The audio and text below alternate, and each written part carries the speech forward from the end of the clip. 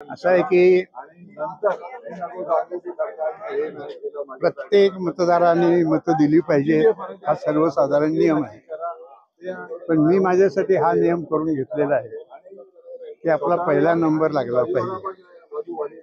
मी जरी मागच्या वेळेला इथेही उमेदवार होतो, पण मतदारांचं विभाजन झाल्यानंतर आता मी ज्यांना मत दिलेलं आहे आणि ज्यांच्यासाठी काम केलेलं आहे, वायकरांच्यासाठी मी मत दिलं आणि काम केलं पियुष गोयल यांच्यासाठी.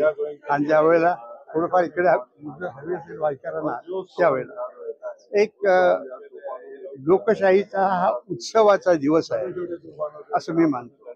आणि ह्या लोकशाहीचा जो निर्णय येईल तो सगळ्यांनी मानला पाहिजे. नाहीतर काही लोक कुटकुट करत राहतात की हे बरोबरच नाहीये, ते बरोबरच नाहीये. एवढी मोठी यंत्रणा जगामध्ये कुठेही इतके मतदार नाहीये जे मतदान आपल्या भारतात करत असतात. आणि आता मतदार निर्णय देतील आणि मुंबईमधून सगळ्यांना आनंद देणारा निर्णय होईल. सगळे निवडून येतील अशी माझी अपेक्षा. सर, तिसऱ्या आणि चौथ्या टप्प्यामध्ये जे मतदान झालं त्या मतदानामध्ये आकडेवारी जी आहे ती मतदार संख्या खूप कमी होती. पाचवा टप्पा आहे, अखेरचा टप्पा आहे. या टप्प्यात मतदानाची संख्या वाढेल, मताधिक्य वाढेल असं वाटतंय काय? नाही, आता मुंबईमध्ये तर ते वाढेल असं मला वाटतं.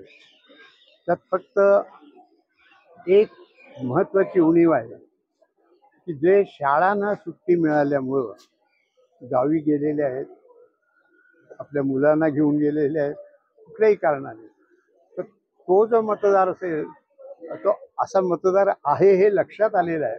पण त्याची संख्या किती असेल असा काही अंदाज बांधता आलेला नाहीये. बाकी मला असं वाटतं की मतदान भरघोस होईल. आणि तुम्ही पाहिलं असेल 7च्या अगोदर किती लोकांचा आणि मी नेहमीच पहिला नंबर आपला लावला पाहिजे म्हणून इथे येतो. अतिशय 4 जूनला काय चित्र अपेक्षित आहे? 4 जूनला मतदारांनी जो निर्णय दिलाय तो सगळ्यांना नक्कीच माहीत होईल ही पहिली अपेक्षा आहे. म्हणजे मतमोजणी व्यवस्थित ठीक प्रकारचं व्हावी. आणि दुसरं असं आहे की माझा अंदाज जो आहे त्या अंदाजाप्रमाणे मुख्यतः काम केलेलं आहे पियुष गोयल यांच्यासाठी. मुंबईत सगळ्यात जास्त मतं त्या मतदारसंघातून पियुष गोयलांना मिळतील असं माझी खात्री. एक आव्हान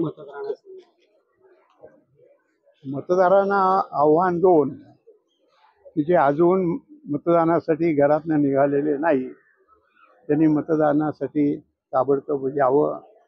आज जरा हवेमध्ये ढग आहेत त्यामुळे ऊनही इथं कमी लागतं आहे आणि म्हणून लवकर निघावं.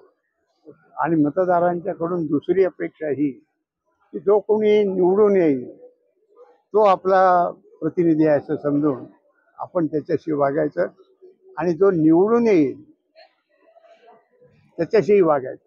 त्याच्याबद्दलचा एक सिद्धांत आहे, तेवढा मी तो तुम्हाला सांगतो की निवडून जो आला असेल त्यांना ज्यांनी आपल्याला मतं दिली त्यांच्यासाठी काम केलं पाहिजे.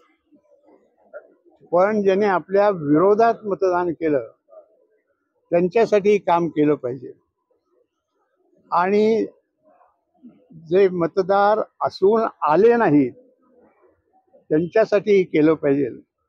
आणि चौथी बाब म्हणजे त्यांना मतदानाचा अधिकारच नाही, मुलं आहेत, गाय आहे, वासरू आहे, त्या सगळ्यांना मतदानाचा अधिकार नाही, त्यांच्यासाठीही काम केलं पाहिजे.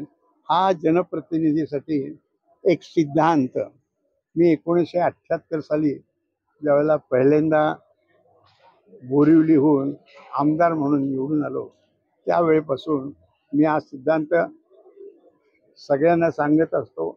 सगळ्यांना म्हणजे असं की माझ्याकडे अखिल भारतीय स्तरावरती भारतीय जनता पार्टीचे जे आमदार आणि खासदार निवडून येतात त्यांना प्रशिक्षण देण्याचा मी प्रमुख संयोजक आहे. त्यामुळे निवडून आल्यानंतर दोन गोष्टी मी जे सांगतो त्यातली ही एक गोष्ट की पुढच्या वेळेला आपल्याला मतं जर वाढवायची असतील तर ज्यांनी आपल्याला मतदान केलं नाही त्यांच्यासाठी आपण काम केलं पाहिजे आणि जे घरातनंच बाहेर निघाले नसतील त्यांच्यासाठी आपण त्यांना पुन्हा प्रोत्साहन देऊन काम केलं पाहिजे हा एक सिद्धांत झाला. आणि निवडून आल्यानंतर जे निवडून आले त्यांनी मतदारांना आपला वार्षिक अहवाल दिला पाहिजे. आणि आता तुम्ही मला विचारताय म्हणून थोडं मी होणार, पण मी 1978 साली निवडून आलो आणि 1975 साली मी राज्यपाल म्हणून उत्तर प्रदेशाचा निवृत्त झालो. ती सगळी वर्ष मी दरवर्षी कामाचा अहवाल दिलेला आहे. राज्यपाल असताना सुद्धा ते आतापर्यंत कोणी केलं नव्हतं, पण राज्यपालाचे सुद्धा मी केलं. आणि त्यामुळं मतदार आणि प्रतिनिधी त्यांचा एक संवाद होऊ शकतो. काम काय केलंय, काम काय राहिलंय. हिंदी में एक line.